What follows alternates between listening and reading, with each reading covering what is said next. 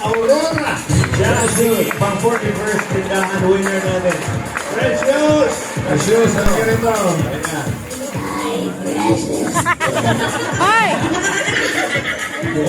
Precious Bambalan ng Aurora. Jasmine, pang 41st tindahan winner natin. Precious! Precious, ano ka rin ba? Ayan na.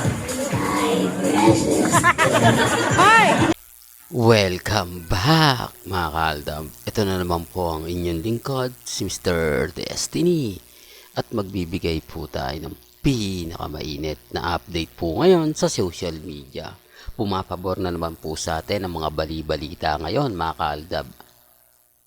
Ang nakakatuwa po nito mga kaaldab, kumpirmado nga po na wala nga po talaga si Maine Mendoza sa Inasal Republic sa opening nga po ni Congressman Arjo. Ebidensya at resibo na ang interview sa naganap kay Congressman Arjo ni MJ Marpori, wala po talaga.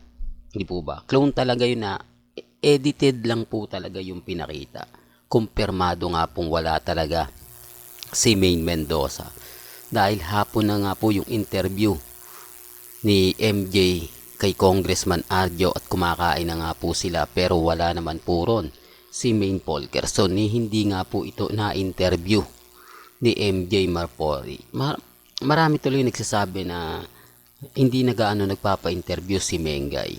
Maraming nagko-komento na iniiwasan nga po ni Maine Polkerson na ma-interview siya sa relasyon nila ni Congressman Arjo. Nakakatawa lang po kasi may mga bagay-bagay nga po na delay na po ito no? Halos ilang araw na nga po ba nakalipas? Ilang araw na nga po ba ang Inasal Republic na nag-open? Hindi, para lang klaro, para lang po sa kaalaman ng lahat. Para lang po sa mga taong dumadaan at bumibisita po sa channel ni Mr. Destiny. Sabi ko nga po sa inyo mga kaaldab, marami pa po tayong update na iniimbestigahan. Siguro marami na po nakakaalam nito. Siguro hindi lang po ako, hindi lang isa ang nakapanood sa video na interview ni Congressman Arjo at ni MJ Marpori mga kaaldab. Sabi ko nga po sa inyo, may mga bagay-bagay nga po na mahirap ipaliwanag, lalo na nga po pagdating sa social media. Remind ko lang po ebidensya at resibo po yung interview ni MJ ngayon. Although sabihin na natin mas matagal yan, bakit ngayon lang nga po nilabas? Bakit kailangan pa na kumbaga ngayon lang ito ibalita? Doon pala nakapagdududa na po, di po ba? Hindi siya sabay na sabay, hindi siya kumbaga ganito ganyan. Tapos sinasabi pa po ni MJ na marami daw pong endorsement photoshoot TV commercial si Maine Mendoza. Pero wala pa naman po tayo nakikita. Nasasabi kong Lazada nga po yan o yung mga ibang bagay, di po ba? Sabi ko nga po sa inyo mga kaaldab, sa channel ni Mr. Destiny, 101% updated po kayo. Pero bago tayo magsimula at bago natin ituloy itong mainit na update natin, kung bago ka lang sa channel na to at isa kang true-blooded Aldab Nation na nagmamahal po kila Mengay at Tisoy, tama po ang channel na pinuntahan mo, kaya consider na po kitang bagong subscriber. At huwag mong kalimutang i-share ang mga video po natin sa mga mami, sa mga titas, at sa mga senyor. Remind ko lang po panalo po tayo sa interview ni MJ patungkol po kay Congressman Arjo. Halata po isinisingit lang ni MJ yung relasyon nila Mengay at ni Congressman. Binasag naman po siya sa katanungang buntis issue, di po ba? Marami kasing nagtanong daw noong September na biruin yung layo, September, October, December, 3 months pa po pero throwback po ni MJ. Ba't ganun mga kaaldab? Kapag si MJ nagbibigay ng throwback, maraming tuwan-tuwa, maraming kinikilig. Di po ba? Samantalang yung interview ngayon, latest lang.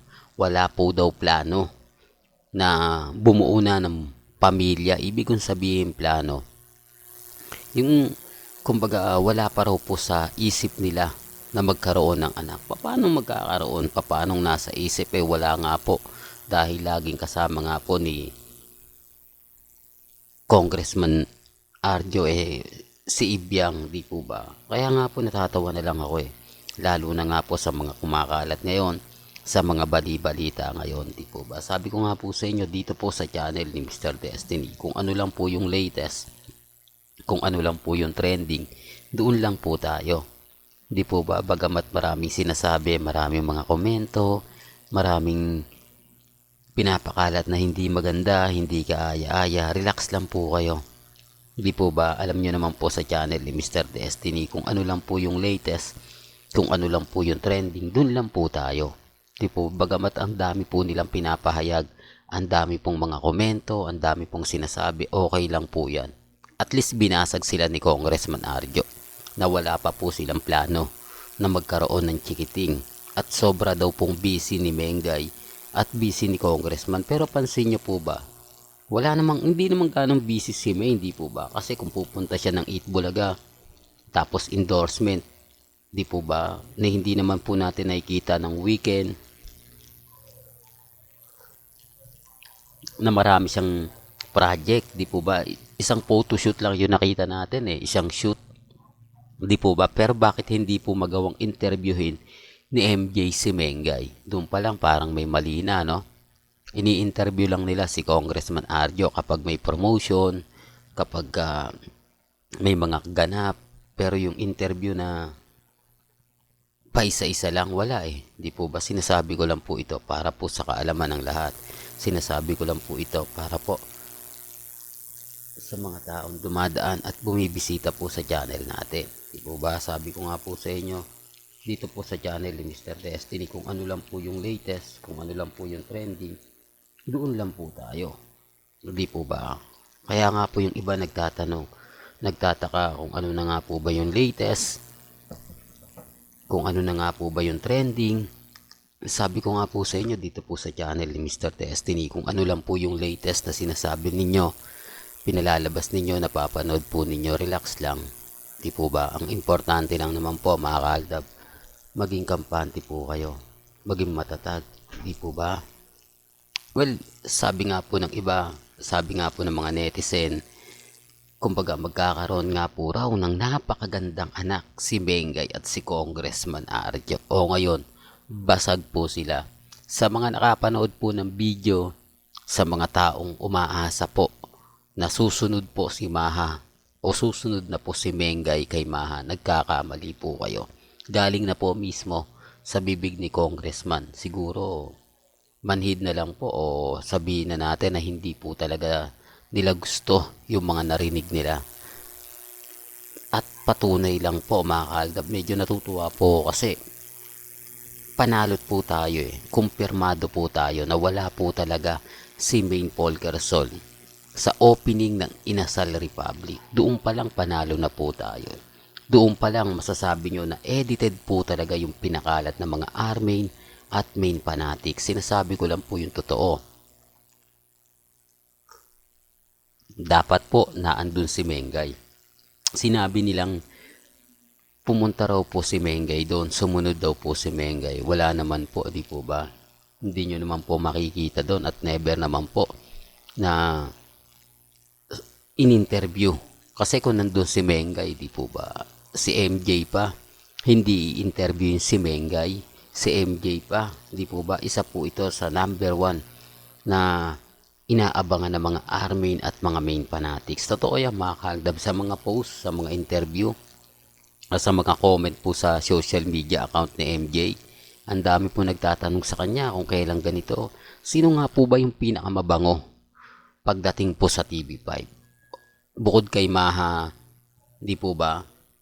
At sa pagbubuntis ni Maha, syempre kay Mengay na yan. Doon na nga po tumutok yung mga netizen Halos napakarami na nga pong komento, pero naging mailap nga po si Mengay pagdating sa mga interview, lalong-lalo na po sa relasyon nila ni Congressman Arjo. Di po ba? Wala naman pong binati si MJ patungkol sa Eat Bulaga na binabati ni Mengay. Wala di po ba? Nung September pa po kasi wala po silang makuhang update. Kaya September pa yung post na sinabi ni MJ. Well, hanggang dito na lang po yung updates natin mga kaaldaba. Kaya kung gusto nyo pa po ng pinaka-latest at sariwang update, abay tumutok lang po kayo sa channel ni Mr. Destiny para updated po kayo sa mga latest at sa mga bagong video po na ilalabas po natin maya maya lang. Hanggang sa muli, salamat po sa panonood at pakikinig.